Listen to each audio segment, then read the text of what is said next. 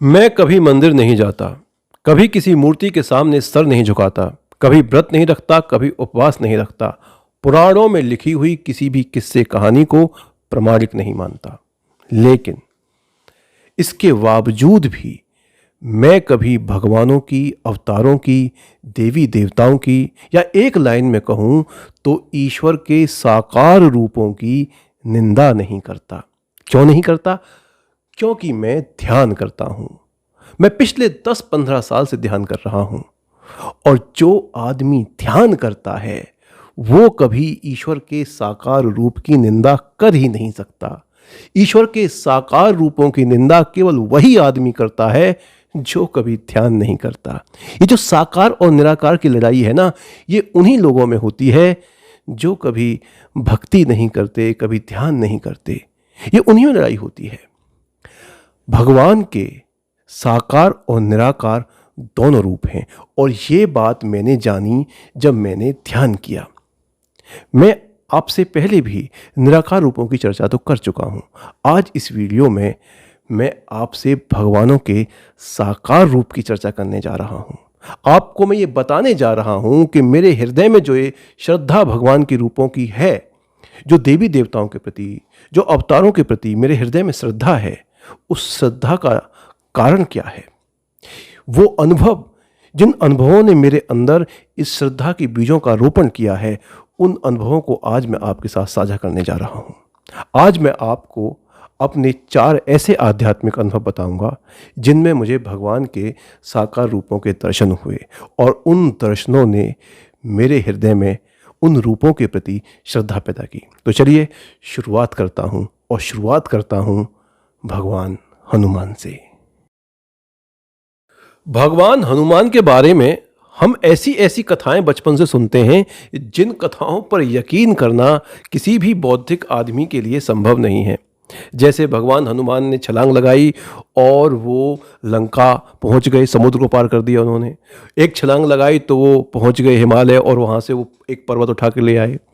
भगवान हनुमान ने अपना सीना चीर दिया, उसमें राम दिखा दिए।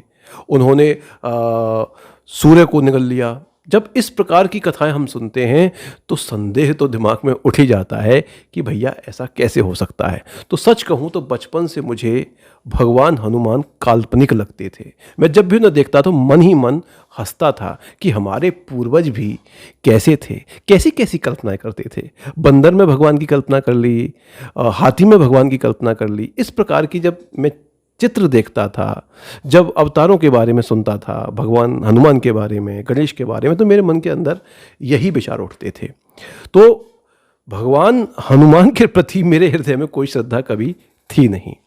लेकिन जब मैंने ध्यान करना आरंभ किया तो एक दिन ध्यान के दौरान मुझे एक आध्यात्मिक अनुभव हुआ, और उस अनुभव में मैंने देखा कि मेरे सामने एक विशालकाय रूप में हनुमान बैठे हुए हैं, और वो बहुत दिव्य हैं। मतलब उनका जो दर्शन थे वो इतने दिव्य थे कि उन दर्शनों को देख करते ही मेरे हृदय में एकदम श्रद्धा सी पैदा होने लगी। और जैसे ही मैंने उन्हें देखा और उन्होंने मुझे देखा तो उन्होंने झुककर प्रणाम किया। अब ये बात देखकर मुझे बड़ा विचित्र लगी कि भगवान मुझे प्रणाम कर रहे हैं।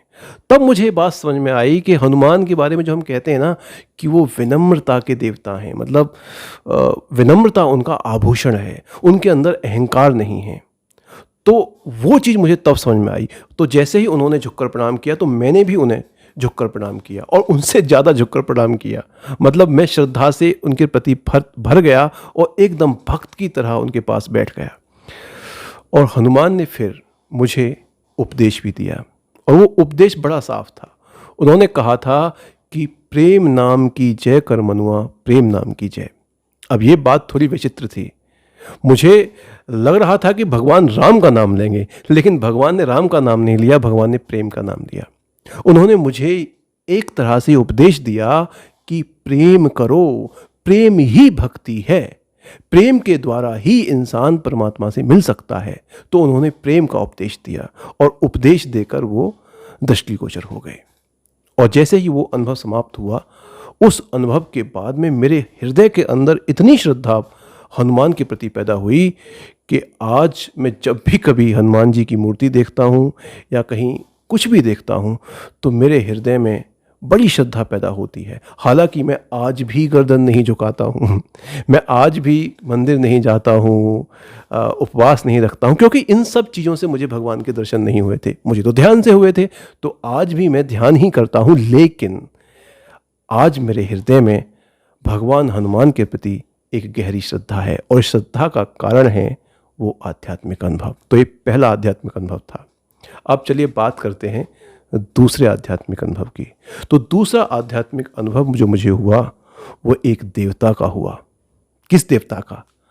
अग्निदेव का। क्या था वो अनुभव? चलिए बताता हूं। एक दिन एक आध्यात्मिक अनुभव के दौरान मैंने देखा कि दूर कहीं अग्नि जल रही है, और उस अग्नि को देखकर पता नहीं मुझे क्या हुआ कि मैंने उस अग्नि के सामने हाथ जोड़ लिए और श्रद्धा के साथ खड़ा हो गया, जैसे कोई भक्त भगवान के सामने खड़ा होता है। और फिर वो अग्नि धीरे धीरे मेरे करीब आने लगी। जैसे वो पहले दूर प्रज्वलित हो रही थी, फिर और पास और पास और पास आते आते वो बिल्कुल मेरे सामने बहुत बड़े रूप में प्रज्वलित होने लगी। हालांकि उस अग्नि में ताप नहीं था, लेकिन प्रकाश बहुत था। और उसी प्रकाश में फिर एक श्याम वर्ण का देवता प्रकट होता है, और वो देवता उस अग्नि से मुझे हाथ देता है। उस देवता के हाथ को मैं पकड़ता हूँ, और जैसे ही पकड़ता हूँ वो देवता एक झटके में मुझे खींच के अपने अंदर ले लेता है। मतलब मेरे सामने वो देवता और चारों ओर अग्नि ही अग्नि। और उस अग्नि से घिरे हुए वातावरण में वो देवता मुझसे पूछता है कि बताओ तुम्हें क्या चाहिए। तो मैं उससे कहता हूँ कि हे देव, मुझे सिर्फ और सिर्फ मोक्ष चाहिए, मोक्ष के अतिरिक्त मुझे कुछ नहीं चाहिए। तो वो देवता मुझसे कहता है कि नहीं, अभी मोक्ष के लिए जो वैराग्य होता है वो तुम में अभी नहीं है। अब ये बात सुन के मुझे बड़ा अजीब लगता है कि मेरे अंदर वैराग्य नहीं है। मैं अपना सब कुछ छोड़कर भगवान के पीछे पागल हो गया हूं। मैं दिन रात ध्यान करता हूं, दिन रात भगवान का चिंतन करता हूं, और देवता कह रहे हैं कि मेरे अंदर वो वैराग्य ही नहीं है। लेकिन जब सामने देवता हो तो फिर शक नहीं किया जाता। तो मैंने संदेह नहीं किया। मैंने सोचा कि हो सकता है भविष्य में ये बात मुझे समझ में आ जाए, और भविष्य में मुझे समझ में आया। मैंने उस देवता से कहा कोई बात नहीं है, अभी नहीं है तो क्या हुआ, भविष्य में तो होगा। तो वो देवता कहता है कि बिल्कुल होगा, और वो मुझे आशीर्वाद देता है। तो ये था अग्निदेव के प्रति जो मेरा आध्यात्मिक अनुभव था। और इस आध्यात्मिक अनुभव ने मुझे सबसे बड़ी बात समझाई, और वो बात पता है क्या थी? वो बात थी कि अगर मोक्ष चाहिए तो वैराग्य तो पैदा करना ही पड़ेगा। अगर आपको मुक्ति चाहिए तो फिर भोगों से दूर तो जाना ही होगा। अधिकतर लोग क्या करते हैं? अधिकतर लोग ध्यान इसलिए करते हैं क्योंकि उनकी जिंदगी सरल हो जाए, उन्हें और ज़्यादा से ज़्यादा भोग मिल जाए। वो इस बात को समझ ही नहीं पाते हैं कि अगर मुक्ति चाहिए तो भोगों को छोड़ना पड़ेगा, जीवन को सरल करना पड़ेगा। तो ये बात मुझे उस देवता ने समझा। बहुत महत्वपूर्ण सीख मुझे वहाँ से मिली, और एक गहरी श्रद्धा मिली देवताओं के प्रति। उस दिन के बाद मैंने कभी भी देवताओं पर कोई संदेह नहीं किया, किसी भी प्रकार की कोई टीका टिप्पणी नहीं की। तो ये था उस अनुभव का प्रभाव। उस अनुभव ने मुझे देवताओं के प्रति श्रद्धा से भर दिया। तो ये था दूसरा अनुभव। अब चलिए बात करते हैं तीसरे अनुभव की, और वो तीसरा अनुभव था मुझे जीसस का। जीसस, ईसा मसीह, वही ईसा मसीह जिन्हें सूली पर लटका दिया गया था, और सूली से लटकाने से पहले उन पर थूका गया था, उन्हें मारा गया था, पीटा गया था, अपमानित किया गया था। यही बात तो सुनते हैं हम ईसा मसीह के बारे में। तो बचपन से मैंने भी यही सुना था। तो ईसा मसीह मुझे बड़े कमजोर लगते थे। मुझे लगता था कि भगवान ऐसा कैसे हो सकता है, या भगवान का बेटा ऐसा कैसे हो सकता है। अरे हमारे यहाँ तो भगवान बड़े शक्तिशाली होते हैं। तो ईसा मसीह मुझे बड़े दुर्बल लगते थे, और वो मुझे बिल्कुल भी पसंद नहीं थे। आलम ये था कि जब मैं इटली में था, तो जब मैं डिपार्टमेंट जाता था तो रास्ते में एक चर्च पड़ता था। तो जब मैं जाता था जब भी चर्च दिखाई देता था, और जब मैं आता था जब भी चर्च दिखाई देता था। हजारों बार मैंने उस चर्च को देखा, लेकिन कभी भी मैं उस चर्च के अंदर नहीं गया। क्यों नहीं गया? क्योंकि मेरे हृदय में जीसस के प्रति कोई श्रद्धा कभी थी ही नहीं। लेकिन जब मैंने ध्यान किया, तो ध्यान के दौरान एक दिन कुछ ऐसा हुआ कि मेरे मन के अंदर ये संदेह पैदा हुआ कि मरने के बाद क्या होगा। परमात्मा क्या हमें ले जाएगा या छोड़ जाएगा? और जो ये दुनिया है, इसका जो खेल है, ये क्या है? क्या चल रहा है यहाँ? तो इस प्रकार का संदेह मेरे मन के अंदर पैदा हुआ। मैंने उस संदेह को संदेह की तरह ही रहने दिया, क्योंकि मेरे पास कोई विकल्प ही नहीं था, कोई तरीका ही नहीं था इस बात को जांचने का। तो अपना तो बस एक ही काम है कि बस ध्यान करो, ध्यान में जो भगवान समझा दे उसे समझ जाओ। तो मैं ध्यान करने के लिए बैठा, और ध्यान के दौरान फिर मुझे एक आध्यात्मिक अनुभव हुआ। और उस आध्यात्मिक अनुभव में मैंने देखा कि बादलों में परमात्मा जीसस के रूप में खड़ा हुआ है। उनकी हल्की हल्की दाढ़ी है और बिल्कुल सादा वस्त्र हैं, बिल्कुल एकदम सादा। और मेरे मन के अंदर ये भाव आ रहा है कि सामने परमात्मा है। मैं दूर से वो सब चीज़ देख रहा हूँ। और फिर मैंने देखा कि उस परमात्मा का एक बेटा आया, उसके पंख लगे हुए हैं, वो एंजल की तरह है। और जैसे ही परमात्मा का बेटा उनके पास आता है, वो उस बेटे को हल्का सा मुक्का मारते हैं, जैसे हम छोटे बच्चों के हल्का सा कभी कभी मार देते हैं। ऐसे ही खेलते हुए उस बच्चे को मुक्का मारते हैं, और फिर उसके माथे को चूमते हैं, और फिर उसे गले लगा लेते हैं। और गले लगाने के बाद वो दोनों बाप बेटे जाने लगते हैं। और फिर पलट कर जीसस मुझे देखते हैं।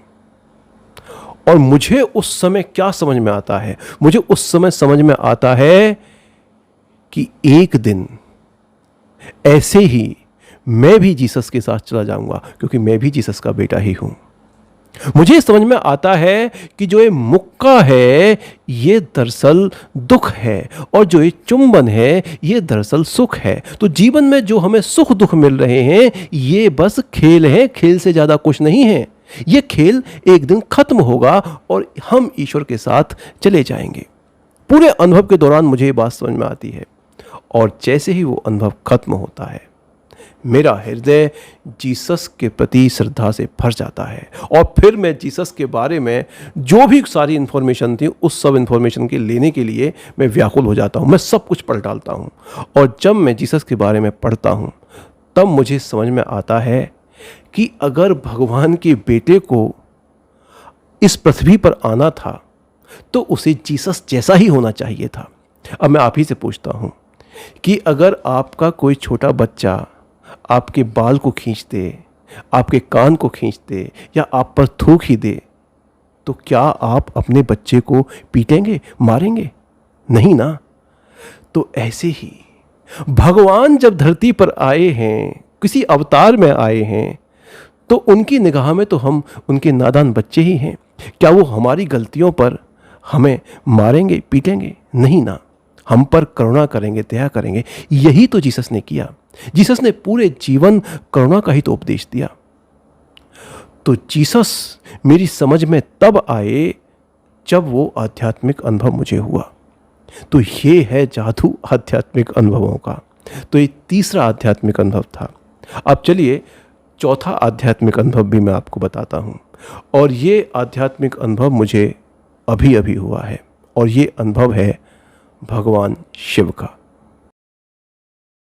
अभी 2-3 दिनों पहले की बात है। पीछे जो ध्यान का कमरा हम बना रहे हैं, जो छोटा सा आश्रम हम बना रहे हैं, मैं उसके निर्माण कार्य को देख रहा था और टहल रहा था वहाँ। वो अभी पूरा नहीं हुआ है, तो ऐसा नहीं है कि आप वहाँ ध्यान कर सकते हैं, लेकिन हाँ, टहल तो सकते ही हैं। तो मैं टहल रहा था, और टहलते टहलते अचानक मेरे मन में ओम ओम का जाप करने का इच्छा पैदा होने लगी। अब ओम जो शब्द है, इसके प्रति मेरी बड़ी श्रद्धा है। क्यों श्रद्धा है? कि उसका कारण भी आध्यात्मिक अनुभव ही है। मैंने अपने आध्यात्मिक अनुभवों में 2 ही शब्द देखे हैं, एक ओम और एक राम। तो ओम और राम, इन 2 शब्दों के प्रति मेरी बड़ी गहरी श्रद्धा है। तो मेरे मन के अंदर ओम ओम का जाप करने की इच्छा उठी, तो मैं ओम का जाप करने लगा। ओम ओम ओम ओम, और बड़ा अच्छा लगने लगा, बड़ा मज़ा आने लगा। तो मैं ओम ओम कर रहा हूँ और बड़ा मज़ा आ रहा है। लेकिन मुझे ऐसा लगा कि ओम के आगे भी कुछ होना चाहिए, ओम नमो भगवते वासुदेवाय या ओम नमः शिवाय। फिर मुझे लगा कि भाई मैं ओम नमः शिवाय कैसे बोल सकता हूँ, मुझे तो शिव का कोई अनुभव ही नहीं है, और जब तक मुझे किसी चीज़ का कोई अनुभव होता नहीं है तब तक मैं किसी चीज़ को मानता नहीं हूँ। ये मेरे उसूल हैं। तो मैंने कहा ओम ही सही है। तो मैं ओम ओम जपता रहा, अपने आप वो जाप मेरे मन के अंदर हो रहा था, अच्छा लग रहा था, तो मैं एंजॉय करता रहा उसे। उसके बाद फिर मैं जब रात को लेटा तब भी वही ओम ओम ओम मेरे मन में गूंज रहा था। तो मैंने कहा अच्छी बात है, मज़ा लेते हैं। और रात को मैं जब लेटा था तो उस समय 2 बज रहे थे, मतलब मैं लेट हो गया था सोने के लिए। तो ओम ओम करते ही मैं सो गया, और लगभग 4 बजे, मतलब 4 बजे से लगभग 10 मिनट पहले की बात है कि मुझे एक दिव्य स्वप्न आया। अब ध्यान रखना, एक होता है स्वप्न, एक होता है दिव्य स्वप्न, और एक होता है आध्यात्मिक अनुभव। इन तीनों में क्या फ़र्क है ये मैं एक दिव्य स्वप्न करके वीडियो है उसमें बड़ी विस्तार से समझा चुका हूँ, आप चाहें तो उस वीडियो को देख सकते हैं। तो मुझे एक दिव्य स्वप्न आया, और दिव्य स्वप्न में मैंने देखा कि मेरे सामने भगवान शिव और माता पार्वती बैठी हुई हैं। अब उन्हें देखकर मेरे अंदर श्रद्धा पैदा हुई, और ये प्रश्न पैदा हुआ कि पहले किसके सामने झुका जाए, माता पार्वती के सामने या शिव के सामने। तो मैंने चुनाव शिव का ही किया, और मैं जैसे ही शिव के सामने गया और मैं दंडवत होकर उन्हें प्रणाम किया, तो उन्होंने मुझसे पूछा कि क्या चाहिए। तो मैंने उनसे कहा कि भगवान, मुझे तो हमेशा से एक ही चीज़ चाहिए थी, और आज भी मुझे वही चाहिए। मुझे मनुष्य जन्म का जो चरम है, मोक्ष, वो चाहिए। तो उन्होंने मुझे आशीर्वाद दिया। उन्होंने कहा तुम बिल्कुल मिलेगा, और तुम उसी पथ पर हो। और उसके बाद उन्होंने मुझसे एक बात कही। उन्होंने कहा देखो, अब जब ये अनुभव खत्म होगा तो तुम्हारा मन तुमसे ये कहेगा कि ये एक तुम्हारे मन की कल्पना थी, तो मन की बातों में मत आना। और ये कहकर वो दिव्य स्वप्न वहीं खत्म हो जाता है। और उस स्वप्न के बाद जब मैं उठता हूँ तो मतलब मैं घड़ी देखता हूँ तो घड़ी में 4 बजने में 10 मिनट थे, और मेरे अंदर इतनी खुशी होती है, और ऐसा लगता है जैसे 2 घंटे में मैं 8 घंटे सो लिया हूँ। मतलब एकदम बॉडी एकदम फ्रेश, एकदम तरोताज़ा, और मुझे नींद नहीं आती। फिर मैं बाहर निकल जाता हूँ, बाहर टहलता रहता हूँ, 2 घंटे उसी मस्ती में रहता हूँ, उसी मस्ती में, उसी श्रद्धा में रहता हूँ। तो भगवान शिव के प्रति मेरे अंदर एक श्रद्धा पैदा हुई, और वो पैदा हुई उस आध्यात्मिक अनुभव से। ये है जादू आध्यात्मिक अनुभवों का। तो अब मैं ओम नमः शिवाय भी कर सकता हूँ, आप चाहें तो आप भी कर सकते हैं। तो ये है चौथा अनुभव। तो मोरल ऑफ द स्टोरी क्या है? क्या मोरल ऑफ द स्टोरी ये है कि जब आप ध्यान करते हो तो आसमान से जो देवता हैं, जो भगवान हैं, जो मसीहा हैं, वो उतर कर आते हैं और आपको दर्शन देते हैं? जी नहीं, ये सारे देवता, सारे भगवान, सारे मसीहा आपके अंदर से ही प्रकट होते हैं। जब आप अपने मन को साफ करते हैं तो आपके अंदर जो ईश्वर बैठा हुआ है ना, वो इन दृश्यों को पैदा करता है, और इन दृश्यों के माध्यम से आपको धर्म का उपदेश देता है। इन सब रूपों को दिखाने का एक ही प्रयोजन था, और वो प्रयोजन ये था कि ईश्वर मेरे अंदर की कट्टरता को खत्म करना चाहता था। ईश्वर मुझे समझाना चाहता था कि जो सत्य है ना, वो किसी एक धर्म या संप्रदाय की जागीर नहीं है। सत्य तो बिखरा हुआ है, और जहाँ जहाँ सत्य बिखरा हुआ है उस हर जगह पर तुम्हें झुकना है, क्योंकि सत्य से बड़ा कोई ईश्वर नहीं है। तो इन अनुभवों के माध्यम से जो हमारे अंदर का ईश्वर है, वो हमें मार्गदर्शन देता है। यही है इन सब सगुण साकार रूपों के दर्शनों का महत्व है। इनका महत्व ये नहीं है कि आपने शिव के दर्शन कर लिए तो भैया आपका कल्याण हो गया, आपने जीसस के दर्शन कर लिए तो आपका कल्याण हो। जी नहीं, कल्याण होगा जब आप उनकी शिक्षाओं पर ध्यान देंगे। जो अनुभवों के माध्यम से आपको बात बताई गई है, उन बातों को अपने जीवन में उतारेंगे। कल्याण यहां होता है जमीन पर। आसमान में नहीं होता, मरने के बाद नहीं होता। जिस समय आपके अंदर वैराग्य उठने लगे, जिस समय आप राग द्वेष से दूर जाने लगे, जिस समय आप एक अलौकिक शांति का, एक अलौकिक आनंद का अनुभव करने लगे, जिस समय आप एकदम पूर्ण हो जाएं, आपको लगे कि अब कुछ चाहिए ही नहीं, जो कुछ है मेरे अंदर ही है, जब आप मस्ती में जीने लगे, तो समझ लीजिए कि हो गया कल्याण। वो है असली कल्याण। तो इन अनुभवों का सारांश यही है कि चित्त वृत्ति निरोध, मन को साफ करिए, राग और द्वेष से दूर जाइए। तो चलिए, आज इस वीडियो में बस इतना ही।